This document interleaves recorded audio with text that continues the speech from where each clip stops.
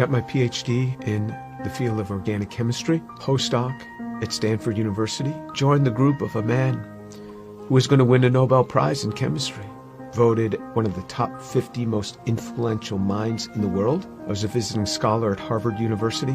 I've spoken at every major university in this country, have over 650 research publications, voted the R&D magazine Scientist of the Year. I'm in the National Academy of Inventors. I'm a member of the American Association for the Advancement of Science, over 120 patents, started 7 or 8 companies. We work in areas that range from medicine to material science to electronics, computer memory, medical devices. We work across a broad range of areas. But more than any of that, what means the most to me is that I'm a Jew who believes that Jesus is the Messiah. I grew up just outside of New York City. I thought everybody was Jewish. I didn't even know that there was anything else.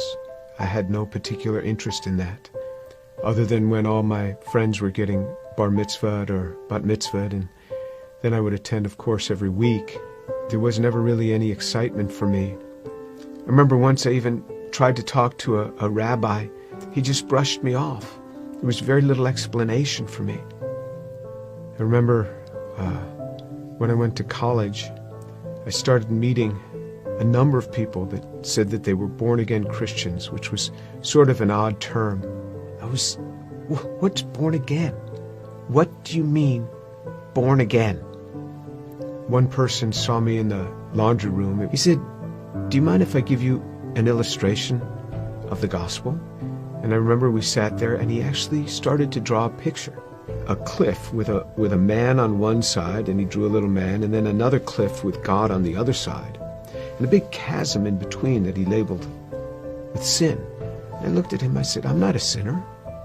I've never killed anyone. I never robbed a bank. How could I be a sinner?" And he had me read a verse from the Bible. "For all have sinned and fall short of the glory of God." In modern Judaism, we never really talked about sin. I don't remember ever talking about sin in my home. So he turned to another passage. Jesus said, "I say to you that everyone who looks upon a woman with lust for her has already committed adultery with her in his heart." Pow! I felt just as if I had been punched right in the chest. Here I was, new in college. I didn't think anybody knew. I would pick up these magazines and I became addicted to pornography. It was just through those magazines. And all of a sudden, something that's written in the Bible, somebody who lived 2,000 years ago is calling me out on it. And I felt immediately convicted. And that now I realized I was a sinner. When I read in the scriptures what sin is, then I knew I was a sinner. How am I going to get to God? We Jews know this better than anyone else. Without the shedding of blood, there is no forgiveness of sin. This description in Isaiah 53 of how he will bear upon himself my sin, the things that I had done, and this was him. This was the man that took this upon himself on the cross. The perfect God comes and gives himself for us. He is the one that gives himself for us. I started to realize how Jewish the New Testament is. This book is so Jewish. The New Testament is so Jewish. It's all around Jewish people. And then on November 7th, 1977, I was all alone in my room. The realization that Yeshua is the one who died on the cross. And I said, "Lord, I am a sinner. Please forgive me. Come into my life." And then all of a sudden, someone was in my room. And I opened my eyes. I was on my knees. I opened my eyes. Who's in my room? That man, Jesus Christ, stood in my room.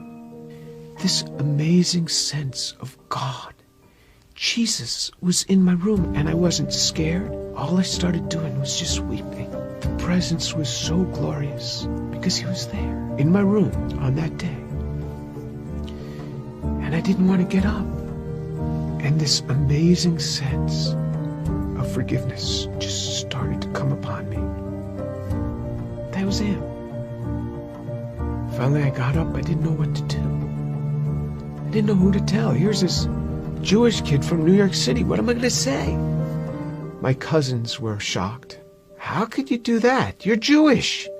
Telling my mother how I had invited Jesus into my life. She didn't say much. She was weeping.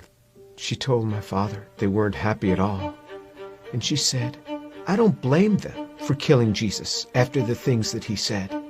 Who is he to come against these religious leaders that have dedicated their lives to helping people and to tell them that they are whitewashed tombs? Who is he, this young man in his 30s, to say this to these scholars? He got what he deserved. And my mother's a very deep, pensive, careful reader. She read from Genesis right on through the Tanakh, the whole thing. When she got done, I said, what did you think? She said, God warned us over and over again. He warned us.